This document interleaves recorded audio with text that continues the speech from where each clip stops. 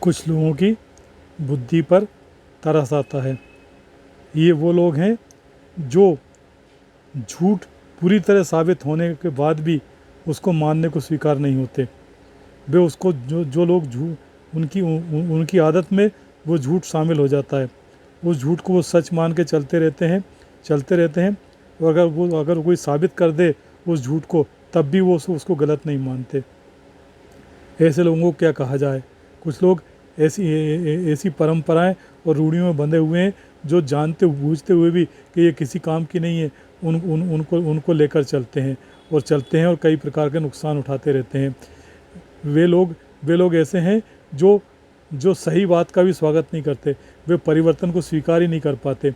वे पुराने पुराने ढर्रे में जीना चाहते हैं, पुरानी बातें याद करते हैं, पुरानी पुरानी यादों में खोए रहते हैं। और अगर उनसे कोई नई बात करे, कोई नए नए ज़माने की बात करे, कोई परिवर्तन की बात करे, तो उसमें सैकड़ों बुराई निकाल कर अपनी पुरानी बातें करने लगते हैं। वे भूल जाते हैं कि वो बातें पुरानी हो गई हैं, लेकिन वो अब उनके काम आने वाली नहीं है। फिर भी वो उसी अतीत में खोए रहते हैं। वे वर्तमान में आना ही नहीं चाहते। वे भूतकाल में ही खोए रहते हैं।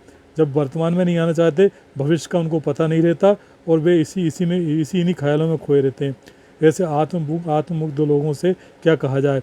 लोग ऐसे लोगों की बात सुनते तो हैं, पर उस पर ज़्यादा ध्यान नहीं देते और उनकी हंसी उड़ाते हैं। वे भी इस बात को समझ नहीं पाते।